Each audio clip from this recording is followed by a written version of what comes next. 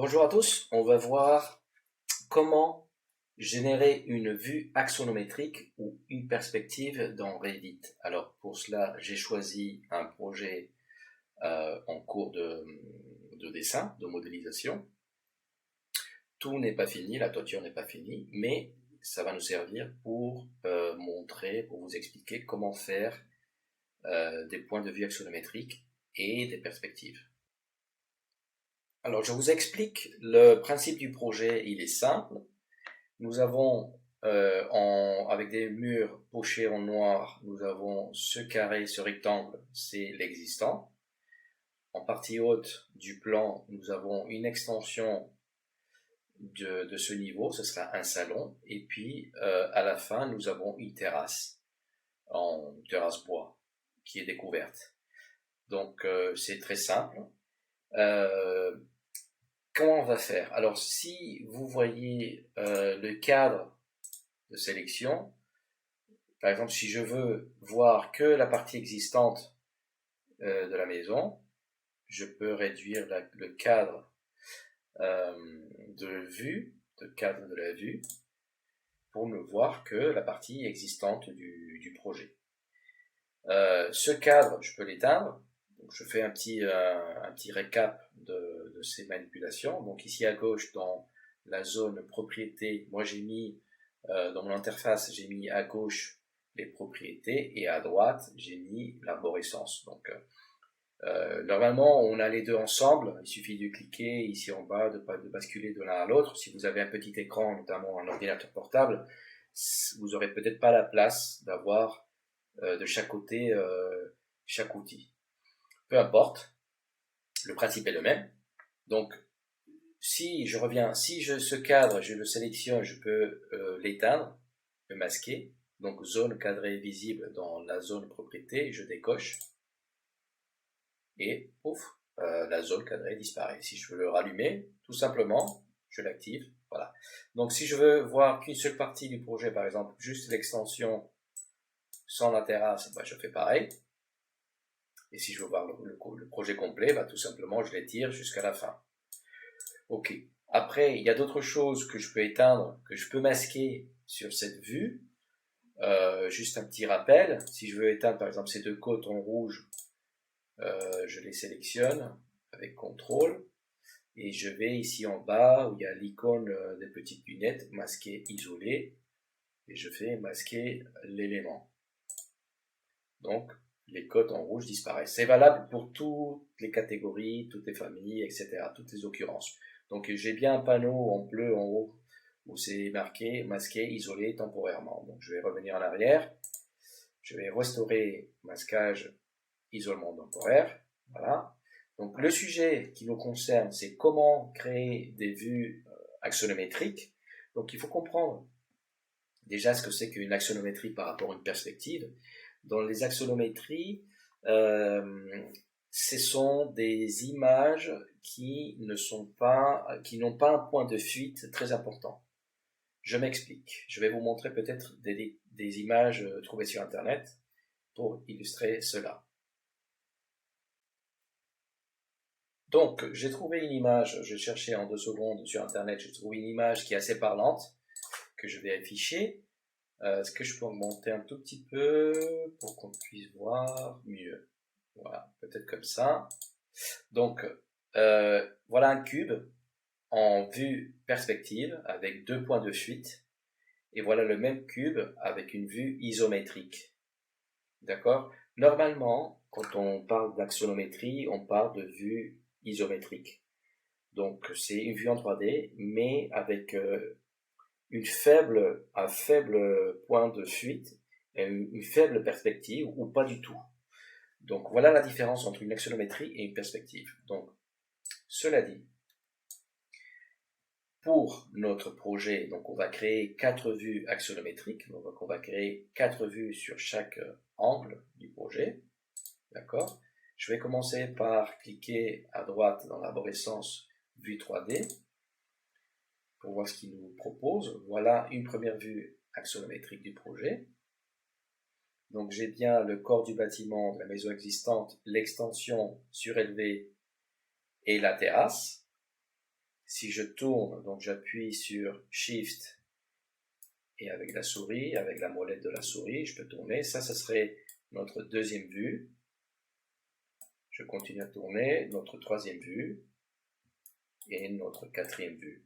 Voilà, avec 4 vues isométriques, on peut voir l'ensemble du projet. On peut avoir une visibilité complète du projet, de l'ensemble du projet. Donc c'est très pratique, c'est très utile. Et on va créer une vue de chaque. D'accord? On va renommer chaque vue. Donc je vais reprendre la première. Je vais positionner, on va dire que je vais positionner cette arête en face, pile poil en face. Après je peux incliner un peu plus ou un peu moins, ça dépend de chacun. On va le laisser comme ça. Et je fais clic sur la partie droite, donc arborescence, et je vais dupliquer cette vue. Donc voilà, elle va s'appeler 3D par défaut copie 1. Donc je vais changer le nom, je vais double-cliquer, je vais faire renommer, donc je vais l'appeler axonométrie 1. Voilà, je vais retourner pour faire la deuxième vue, dupliquer la vue avec les détails. Où sont les détails, c'est pas important à ce stade. Donc dupliquer, voilà, avec les détails. Donc je vais renommer ça, bouton droit renommer. Je vais faire Axono 2, on va raccourcir un tout petit peu le texte. Rebelote, je fais la même chose pour la troisième vue. Voilà, dupliquer avec les détails. Je renomme. Donc Axono 3. Et à la fin, je finis de tourner. Et je duplique avec les détails.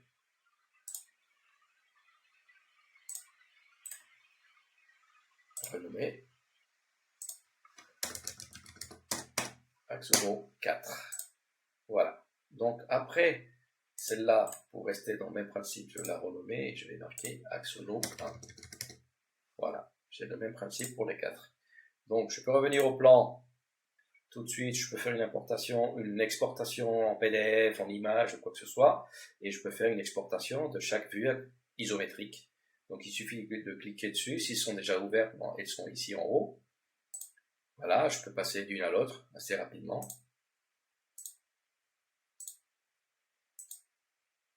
Après, il y a toute une configuration des matériaux, des ombres, toute une histoire de paramétrage, de graphisme. Donc, vous pouvez cliquer ici en bas, niveau de détail. Donc, on voit bien que je suis en niveau de détail élevé.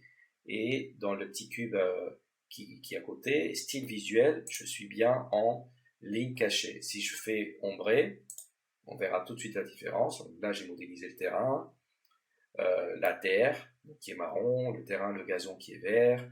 On voit bien les murs en gris, les menuiseries en gris clair, le garde-corps, etc. Bon, c'est un projet qui est en cours de modélisation. On va dire que je ne me suis pas penché sur les matériaux. Voilà. Donc je vais cliquer sur axonométrie 1, axonométrie 2. Je peux faire la même chose, ombrer, ou je peux passer directement en couleur uniforme. C'est peut-être mieux graphiquement pour travailler. Axonométrie 3, je peux le mettre en texture. Donc c'est déjà un peu plus poussé. Il y a des textures de gazon, la texture de la terre, la texture du bois, de la main courante, etc. Et l'axonométrie 4, je peux la passer par exemple en réaliste. Alors tout dépend de la complexité, de la taille de votre maquette et de la puissance de votre ordinateur. Ça va prendre beaucoup plus de temps ou moins de temps, etc. pour calculer tout ça. Donc ici, le bonhomme, il est passé en beaucoup plus réaliste. Le toit, comme je vous ai dit au début, n'est pas encore modélisé. Ça c'est l'extension, ça c'est la terrasse, donc on voit bien les textures, etc. Je peux passer en mode ombré, donc je clique là-dessus. Je peux gérer l'ombrage, donc étude d'ensoleillement. Donc nous avons ici tous les paramètres en haut, donc l'intensité de la lumière du soleil, l'intensité de l'ombre, la date. Moi je me suis mis au 21 juin puisque c'est le solstice d'été, c'est le jour le plus long. Je me suis mis à 15 heures, donc on peut se mettre le matin, on peut tout de suite voir comment les ombres changent. Voilà, c'est très pratique quand on fait la conception des bris soleil ou de l'ensoleillement proprement dit du projet. Je peux me mettre un peu plus tard, 15h, 16h, bref. Et si je clique dans le paramètre du soleil, j'ai les dates, j'ai l'emplacement géographique, donc j'ai laissé Paris-France, on peut mettre Honolulu, Rio de Janeiro ou je sais pas quoi, selon le projet. Ok, donc on revient à notre axonométrie 1. Je vais revenir en plan et on va passer maintenant, donc je vais éteindre l'ensoleillement qui ne nous sert à rien en plan pour l'instant. Donc nous avons vu comment créer les axonométries, les vues isométriques, les renommer, et maintenant on va voir comment créer une perspective. Donc pour revenir à notre image de tout à l'heure, on va faire que ce cube, que ce projet, il soit avec des points de fuite pour que ça fasse une perspective, d'accord? Cette idée-là. Donc, je vais cliquer sur, on est dans l'onglet Vue, dans le petit onglet Vue 3D, vous cliquez sur la petite flèche et on va sélectionner Caméra. Je vais me positionner plutôt éloigné, donc en bas à droite, et je vais étirer jusqu'à toucher le projet. Et automatiquement, il me sort une vue en perspective. Je suis en mode perspective, je vais me mettre en mode élevé, couleur uniforme, ombré. Je vais modifier la hauteur de l'horizon. La hauteur de l'horizon, c'est la hauteur de la caméra par rapport à l'horizon. Donc je vais me mettre en élévation. Donc l'horizon, c'est bien ce trait là, horizontal. Je vais le surélever un tout petit peu pour pouvoir avoir une vue un peu plus plongeante. On va voir ce que ça donne. Voilà. Donc l'idéal en fait, moi j'ai deux écrans, donc l'idéal c'est d'avoir cette vue. Je vais essayer de la partager sur le même écran. Elle est partie. Alors 2 secondes. Tac, comme ça. L'idéal ce serait de voir dans un écran le résultat et dans l'autre écran les modifications. Donc si je sélectionne le cadre de la perspective, je peux modifier soit en élévation, soit en plan. Je peux tout modifier en fait. D'accord? Donc vous faites des essais et vous voyez comment vous cherchez la meilleure position. Qu'est-ce que vous voulez montrer? Vous choisissez la hauteur. Si je me mets plus bas, qu'est-ce que ça change, etc. Donc si je me mets bas, la vue elle va changer. Si je me mets une vue plus haute, plongeante, donc la vue elle va changer. Après, il suffit d'agrandir le cadre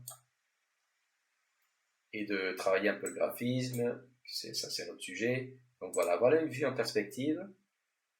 Alors, je vais cliquer dessus. Celle-là, je peux l'appeler, donc je vais la renommer perspective 1, par exemple. Alors, un petit détail quand même qu'il faut tenir compte avec la perspective, c'est que si je clique dessus dans la vue perspective 1, et ici je vais régler la profondeur de la caméra, si je rétrécis cet outil-là, il va m'afficher que le projet jusqu'à cette limite. C'est-à-dire que par exemple, si je me mets là, il ne va pas m'afficher l'extension ni la terrasse. Si je prolonge un tout petit peu, il va m'afficher un bout d'extension. Et si je prolonge, je dépasse le projet, on va dire, il va tout afficher. Donc, c'est un moyen aussi de régler la mise en page. Qu'est-ce qu'on veut montrer dans le projet? Qu'est-ce que je veux montrer? Jusqu'où je veux montrer? La totalité ou une vue partielle, etc. Donc c'est important. Il y a plein de paramétrages aussi ici à gauche que vous pouvez régler. L'élévation de l'œil, l'horizon dont je vous ai parlé, mode de projection, perspective. Alors orthographique, je ne l'ai jamais utilisé. Ouais, c'est un autre, voilà, orthographique, il me semble que c'est, si je fais un zoom, c'est isométrique, en fait. C'est vraiment, c'est carrément isométrique, plus que les axonométriques qu'on a fait au départ. Donc je vais me remettre en perspective. Voilà. Donc après, il suffit de jouer avec tous ces paramétrages, avec le graphisme, le rendu, etc. Voilà, j'espère que c'est clair. Je vous souhaite bonne continuation. À bientôt.